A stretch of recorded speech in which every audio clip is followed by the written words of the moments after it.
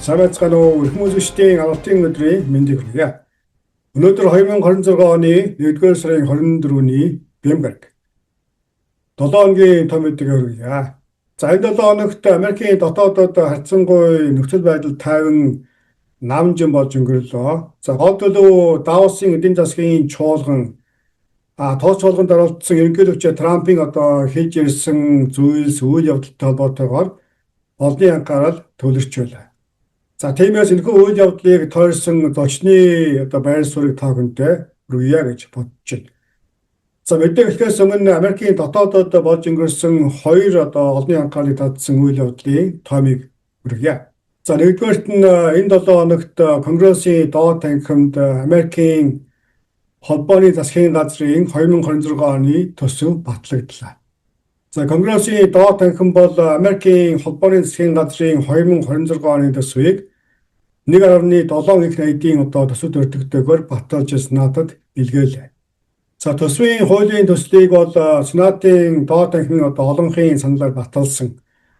За энэ хуулиар бол үндсэндээ холбооны засгийн газрын бүх яам тамгын газрууд, төрийн байгууллагуудын санхүүжилтийг инхүү баталж өглөө. За эдгээрээс олонний анхаарлыг татаж байгаа нэг санхүүжилт бол боловсролын яам.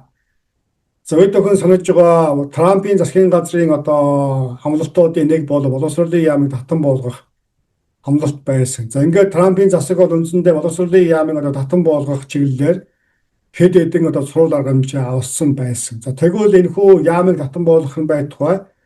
За Байдны засгийн газрын үед ажиллаж байсан төсвөөс нь илүү төсөв батлагдаж байгаа нь олонний анхаарлыг татаж байна. За 2026 онд боловсролын яамны төсвийг бол $79 тэрбум баталж байгаа нь Байдны засгийн газрын төсвөөс ялангуй өссөн дүнтэй харагдаж байна. За тиймээс энэхүү боловсролын яамыг татан болгох гэсэн чиглэл ийхүү өөрчлөгдөж байгаа нь олон нийтийн дундаас таамаг төдий зүйл болж өрнөж байна. За төсвийн хуулийн төслөөс гадна дотоод хэргийн яамны буюу бүр товчоор хэлбэл ICE-ийн санхүүжилтийн хуулийг тусад нь батлахаар хэлэлцэж золмоор доод танхим хаус бол энэхүү хуулийн төслийг маш бага саналын зүрүүгээр буюу 220-ыг харьцах нь 207 гэсэн саналаар баталж Сенатад илгээлээ. Хуулийн төслийг гол төлөв бүгд найрамд намын гишүүд дэмжсэн бол арчилсан намын 7 гишүүний дэмжлэгтэйгээр за ийхүү дотоод хэргийн яам буюу ICE-ийг санхүүжүүлэх $10 тэрбум хууль батлагдаж улмаа Сенатад илгээсэн байна. За харин Сенатын хувьд энэхүү хоёр төслийг бол хэлэлцэж батлах шаардлагатай болж байна. За төсвийн санхүүжилтийн хууль Сенатад батлагдана гэсэн төсөөлөлтөй байгаа бол за харин арчилсан намын сенаторууд бол энэхүү DHS буюу дотоод хэргийн яам ICE-ийг тусад нь санхүүжүүлэх $10 тэрбум хуулийг батлахгүй гэсэн ийм амлалтуудыг бол хийж байна. За тиймээс Сенатын танхим эх 7 хоногт төсвийн санхүүжилттэй холбоотой хоёр хуулийг хэлэлцэж батлах шаардлагатай болж байна. За ингээд хоёр дахь үйл явдал бол үндсэндээ 1 сарын 22 буюу пүрэв гарагт Америкийн эзэн улс дэлхийн эрүүл мэндийн байгууллагаас албан ёсоор гарлаа. За энэ бол Трампын засгийн үед шинэ зүйл огтхонч биш. За Трампын өмнөх засгийн үед мөн Америкийн эзэн улс дэлхийн эрүүл мэндийн байгууллагаас гарч байсныг Байдны засгийн газрын үед буцсан орж байсан. За ийм түүхэн баримт байна. За тэгвэл Трампын засаг хоёр дахь удаага ийхүү дэлхийн эрүүл мэндийн байгууллагаас гарсан үйл явдал энэ 7 хоногт болж өнгөрлөө. За энэ 7 хоногт гол төлөв ийм үйл явдлууд Америкийн дотоодод улс төрийн хүрээнд болж өнгөрлөө.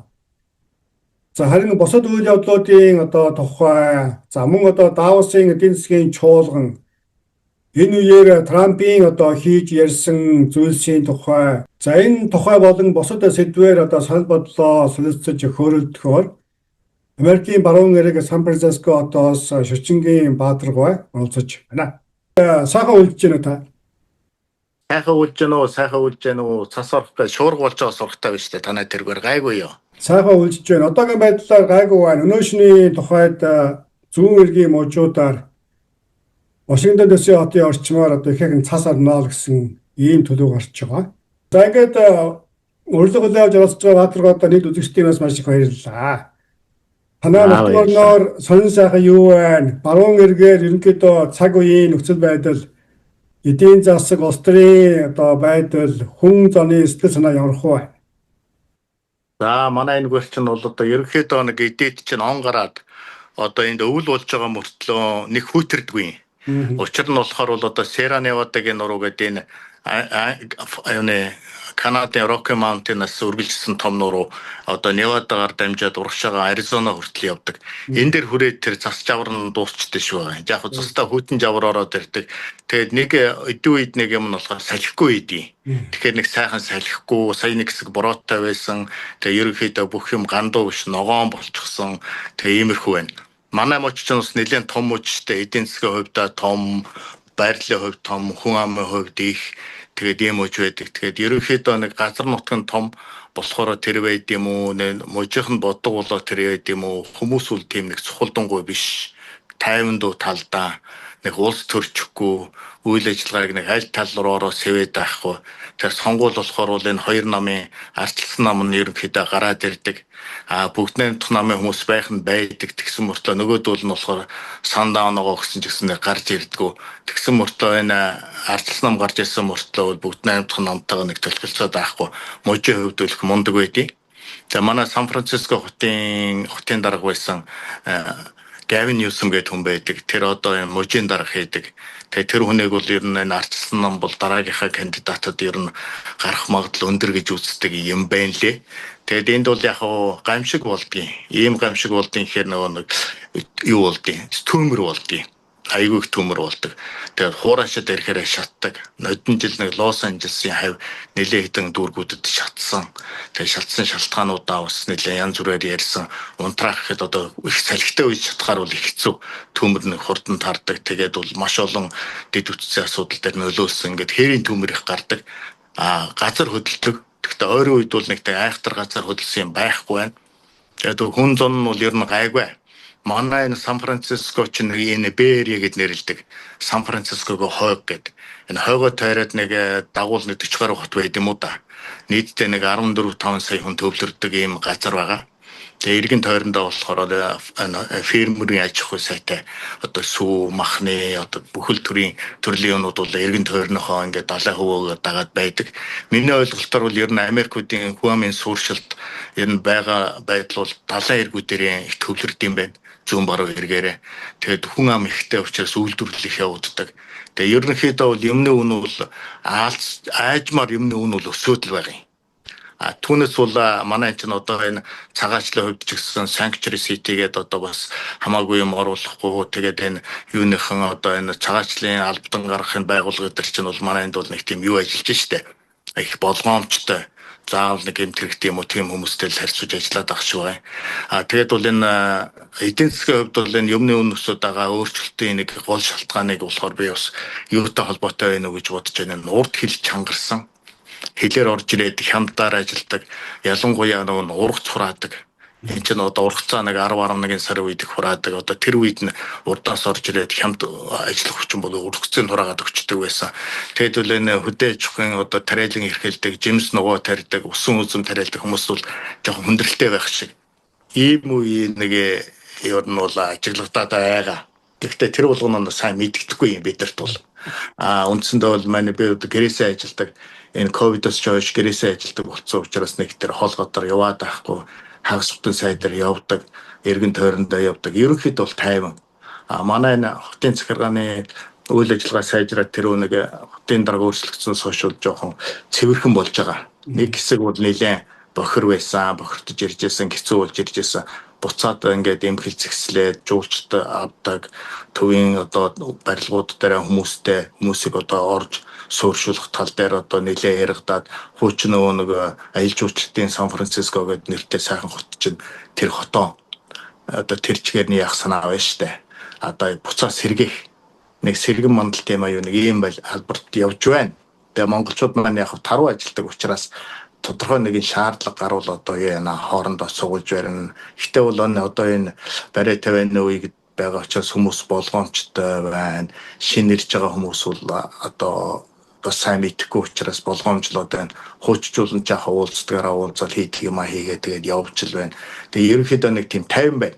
Одоо энэ төвийн мужид одоо бослого гараад янз бүрийн юм болоод ингээд ер нь л нэг тийм одоо телевиз мэдээлэлээр харахад бол их юм болж байгаа шинжтэй. Энэ хэвд бол тийм болоод байгаа юм алга байна. Тэр баригдаж тавигдаад байгаа монголчуудын хувьд бол тиймэрхүү юм ерөөсөө сонсохдохгүй байна. Нөгөө бидэрт чинь янз бүрийн мэдээлэл хурдан орж ирдэг учраас бол ерөнхийд нэг гатарлан л та. Монголчуудын холбоо гэдэг байна. Манай ерөнхий консулын газар байна. Тэгээд ерөнхийдөө тэр тал дээр бол тайван байна уу? Миннеаполис хотод бол одоо дайм болж байна шүү дээ. Өнөөдөр хэцүү байна. дахиад бодоод югүйтгчлээ. Тий, түрүүн юугаар мэдээгээр харамсаал сууж байна тий. Загсаа цуглаа болж байна. IC нэмэлтээр 1500 орчим тагтаа очсон гэдгийг мэдээлэл байгаа. Тийм биш. Тэгээд баруун эрэг бол үндсэндээ тайван байна да гэж. Калифорни мужид бол дэлхийд одоо эдийн засгаараа 4-р ордог. Нэлээд дээгүүр ордог гэсэн. Эдийн засгийн цар хүрээ өргөн нөлөөтэй дээр нь санкцийн статустай ийм муж. За тэгвэл Трампын засаг бол үндсэндээ одоо цэнхэр мужууд руу IC-г илгээж байгаа. Танаа мужид харьцангуй тайван байгаа шиг сонсогдож байна. Тиймээс магадгүй эдийн засгийн нөлөө бас байна уу? Байж магадгүй. Засаг одоо халдаж чадахгүй байгаа гэдэг. Нэгдүгээрт эдийн засаг их том байгаа бах. Одоо энд чинь маш олон одоо Америкийн том эдийн засгууд чинь энэ төвлөрч штэ. Одоо цахиурын хөндийгээд энэ Silicon Valley гэдэг энэ дэлхийн компьютер технологийн төв нь манай энд байж байна. Napa Sonoma болон Калифорни тэр чигээрээ дарс үйлдвэрлэж байна. Америкийн одоо хэдэн дэлхийн дарсны бараг 10-20% үйлдвэрлэдэг юм уу яа дээ. Ингээд үйлдвэр ажлын байр ихтэй. Урд Калифорнид болоод ирэхээр дээр чинь нөгөө нэг юу onshore offshore гэдэг нөгөө юу яадаг. Нефтээ ухдаг. Дээр нь gold rush-ийн одоо тэр алтны уурхайнууд дээр бол хэвээрээ шахуу үргэлжсэн хэвээрээ байдаг штэ. Тэгээд Лос Анжелесийн Холливуд жилөө одоо тэр ингээд маш олон мөнгөний уурхай байдаг учраас гадныхан их байна. Тэгээд Азууд их байна. Манай энд бол ерөнхийдөө нэг 4-5 сая Аз хүмүүстэй. Тэгээд энэ их том мужи л да. 40 хэдэн сая хүнтэй юм уу юм муж. Тэгээд ерөнхийдөө ингээд тайван байх юм. Манайсаа харж байгаагаар бол ийм байна. За таны өөрөө чинь бас саналыг бас сонсъё гэж бодож байсан. Трампын засгийн газрын явуулж байгаа бодлого ерөнхийдөө бол Трампын явуулж байгаа бодлогыг бол ингээд харахад ерөнхийдөө хөндлөнгөөс ямар нэг улс төрч яах вэ? Харахад бол дотооддоо асуудлаа зэгслээд гадаадтай аюулгүй байдлаа зэгслэх гэсэн үндсэн бодлого явагдаад ах шиг байгаа юм. Үндсэндээ чухам юу болж байгааг мэдэхгүй. Тэгээд бол энэ нэлээд хурдтай. Одоо урд хэлийнхээ асуудлыг бол хаагаад одоо эндээс орж ирж байсан ямар одоо тэр харт амтны асуудлыг зэгслээд цагаачлалын албаг зэгслээд байгаа нь бол Америкуудын хувьд бол энэ бол ашигтай. Гадны хүмүүсийн хувьд бол орж ирж ингээд нөө сул одоо тэр арчлаар далимдуулаад сул болсон байсан тэр системээр нь ашиглаж одоо байсан хүмүүстэй бол одоо тооцоо хийж яах уу гэж харж байгаа нэгдүгürt бол гадаадд үйл ажиллагаа явуулж байхдаа болохоор бол одоо энэ дэлхийн байдал чинь хэцүүдээд одоо жишээлбэл Орос Украин хоёрын зодтолтод ард нь системийн зодон болж байгаа шиг байгаа юм л да. Одоо Оросын одоо ойрхон байгаа одоо Хятад одоо тэр зүгийн эдийн засгтай улсууд Европ эдгээр бол хоорондоо үйл ажилласан болоо дунд нь болохоор энэ Украин гэдэг улс хөрхэд тэгээд яг завсарт нь одоо өдөн хатгалан багтсан гэдэг юм. Украины чи их хэцүү шттэ одоо яг одоо тим юм гэж ярьж болохгүй. Тэр чинь Оросын бүрэлдэхүүнд байсан хүн амынх нь хэдэн хувь нь Орос байдаг. Тэгээд их олон асуудалтай олон 10 жил явж ирсэн асуудал бугсаар аваад энэ хүмүүс асуудлаа шийдэх гэх. Тэгээд яг нөө чадалтны дэрэг чадалгүй чадалт нь хүчтэй гэдэг чинь одоо чадалгүй дэр гэж тэрэн шиг юм болоод тэгээ яг энэ мэдээллийн да янз бүрийн байсан байж магадгүй энэ Европ дээр бас жоохон буруу мэдээлэлээр буруу тооцоо хийсэн байж магадгүй өөрсдөө одоо энэ байгалийн юуны хувьд бол Оросоос нэлээд хамааралтай байсан байж магадгүй эхний үед бол эдгээр бол нэлээд одоо Оросыг бол унахчих واخ гэж бодсон. Орос хамаагүй унсангүй ингээд явн чангараад одоо байдал улам хурцтаад хэцүүдээ Америкууд бол нэлийн хэсэг бол мөнгө төгрөг оруулсан. Тэгээ яг төрөө засгийн газар юм байсан, одоо засгийн газар юм байдаг гэдгийн асуудал дээр бол их тийм юу та хандж байгаа юм л да. Эдгээр янз бүрийн одоо үг гарч байгаа ч гэсэн үндэ бол Америк бол тийшээ гаргасан мөнгө бол буцаж ямар нэг аргаар олж авах гэсэн ийм одоо зорилготой буруу ч юм биш үү? Яг Америкийн хувьд харахад бол зүгээр сул өгчсөн мөнгийг бол тодорхой хэмжээний тооцоо хийнэ гэсэн. Энэ дээр ингээ Европтойгоо одоо зөрөлдөөд ирэхээр энэ аюулгүй байдал гэдэг бол хэцүүж байгаа шиг байна гэж ойлгож байгаа шиг байна. Тэгээд бол аюулгүй байдал гэхээр бол ингээ сул тал болоод ирэхээр бол одоо энэ хойд хэсэгтэй одоо энэ Канадын талаас хойд хилээрээ сул юм байна. Энэ хойд одоо Гринланд эдрээр сул юм байна гэд Тэгээ энэ өөрөө ерөнхийдөө энэ хой талынхаа сул газруудыг бол цэрэг дайны стратегийн хувьд л өөрийнхөө хяналтанд авъя гэсэн тийм бодол явагдаж шиг байгаа энэ улсад. Миний ядгаар өнгөцгөө харагдчих штэ. Тэгээд бол энэ дээр бол одоо Дааны улсын мэдлэлтэй тэр арал эдэр дээр одоо ингээд асуудал гараад эдгээр чи хоорондоо нэлээ юу болоод ирлээ штэ. Асуудал бол яг ярьж үзэж байна, хүчээр үзнэ гэж байна. Гэхдээ хаавал юух нь мэддэхгүй байна. Дээр нь болохоор бол Америк одоо дагуул дээр улсууд Израиль эднэргээд улсууд бол тухайн бүстэй бол бас хэцүү хүнд байдалтай байна. Тэгэхээр Израилийг бол одоо авч явахын тулд бол Ирантай одоо ингээд шөргөлцөлтөө болж байна. Америкийн хамаг одоо хөлөг өсөн онгоцууд одоо тэр энэ орсомын хоолойгийн хавар тэр хавар одоо Персийн болон төвлөгчөд байна. Их хэцэгтэй. Дэлхийн том үйл явдлууд болоод байна. Энэ болгонд бол Америк ус тодорхой хэмжээгээр оролцож байна. Гэхдээ нэлээд тийм их хүчтэй оролцох гэж аль талыг хараад байх шиг байна. Эхлээд бол их далайц нь өндөр байгаа юм. Их хурдтай хөдлөөд тэгээд нэг хөдлөгдөм үү. Одоо энэ Трампын бодлого бол одоо тийм нэг бизнесмен хүн учраас бас тийм юу ам их хийдэг юм шиг байна. Тэгээд одоо зөв бүрүүг нь бол мэдэхгүй ямар ч байсан ардаа бол багийн тоглолт байгаа байх гэж би бодож байгаа. Энэ хүний том баг байгаа байлгүй да бодвол ганцаараа шийдээд байх юм байхгүй. Сая би одоо Давсын уулзалтыг хараад тэн дээр хэлсэн үгнүүдийг бүгдээрээ сонсч штэ. Тэгэхээр ингээд нэг дэлхийн нэг тийм хагарсан байдалтай л байна. Тэгээд бид нар шиг хүмүүс л одоо яах вэ? Тэгээд ингээд хараад л сууж дотор байгаа улс байна, гадна байгаа хүмүүс байна. Тэрнхэд нь төвөөсгээд хараад сууж энэ. Давсын чуулганд Трампын хэлсэн үгийн талаар өөрөө чинь бодол ярих уу? Ер нь НАТО тэнэлэн одоо сөргөлдсөн хөршүүдтэйгээ одоо асалдсан Канадыг одоо доош нь хийсэн тийм ээ. Ийм одоо өнгө эстэй зүйлсийг хэллээ. Канадын ерөнхий сайд бол их ууртай байна. За Европын орнуудын ерөнхийлөгчдөр болоод эсвэлслээ илэрхийлж байна. За ингээд цаашлаад НАТОгийн ерөнхий нарийн бичгийн дарга эдгээр бол одоо Трампын хэлсэн үгэнд маш их одоо уурсаж байна шүү дээ. Тийм байна. За НАТО бол одоо Америкийг хэрэгтэй цагт нь одоо иржиж байгаагүй цаашлаж ирэхгүй гэдэг ийм одоо үүсгэсэн утгатай зүйлсийг ярьсан. За үүний хариуд Европын орнуудыг Ирак үзүүлж байна. За ерөнхийдөө Трампын ярьсан зүйлсийг маш товч дүгнж үзвэл Трамп бол ерөнхийдөө бол тийм ил үгээр цөө үгээр ярьсан. Зарим бол одоо дарангуулагчл гэж л байна. Одоо янз бүрээр хэлж байна л да. Тэгвэл бол үгээ нь уусан юм байхгүй. Шулуун. Өөрөө эрхшгаал ярьсан.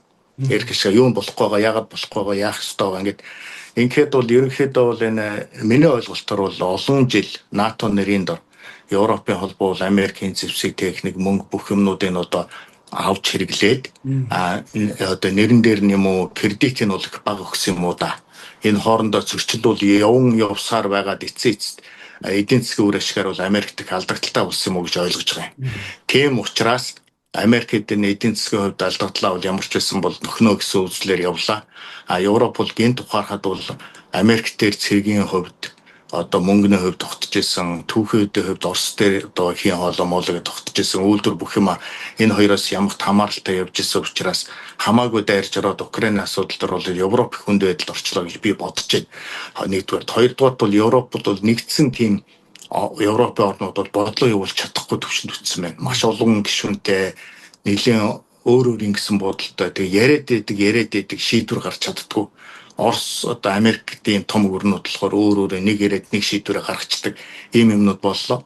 Тэгээд Давсын уулзалтанд гарч ирсэн одоо инх тайвны санаачлаг гэдэг юм уу, инх тайвны одоо зөвлөл нэгдэл гэдэг юм уу, энэ юм их сонин санагдж байна.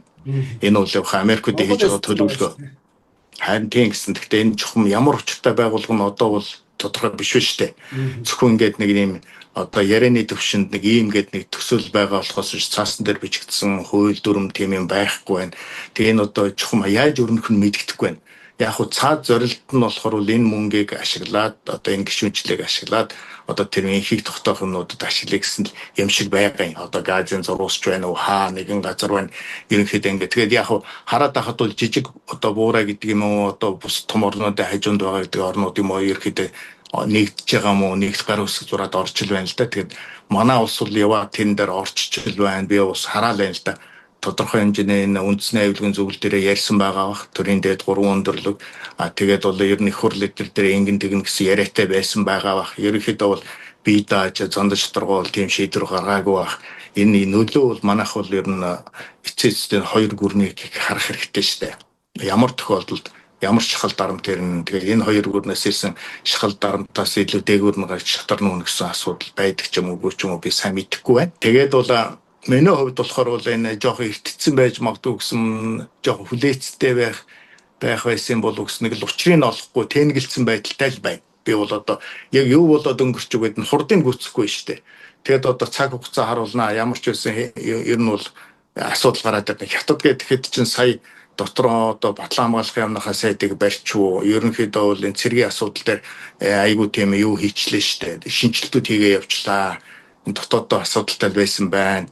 Орос улс тэгтээ тэргүй одоо ер нь бол унах нь байхгүй болчихлоо шүү дээ. Манайхан бол ер нь бол янз бүрийн мэдээлэлээр өглөө усгтал пүдөө өгсөн байдаг байсан, өглөө усгтал Орос ялгдсан байдаг байсан. Нурж яана гэдээс одоо 4 жил шахуу ингээ явчлаа. Бодит байдал дээр бол тэр улсын эдийн засаг зохион байгуулалт дээр бол бодитоор хармаар байна. Манайхан бол ер нь хоёр хөшөөл харж ээж одоо хөдөлмөр байна да. Аль алийг харж ээж тэгж давж хөдлөөд байгаа. Би бол тэр юм үгүйсэн ойлгохгүй байна. 3 дугаар хөшийн бодлого гэдэг. Уг нь бол тэр бол инхийн 50-ны үед юм уу одоо цэрэг дайны биш үед бол 3 дугаар хөшийн бодлого сайхан бодлого шүү байна.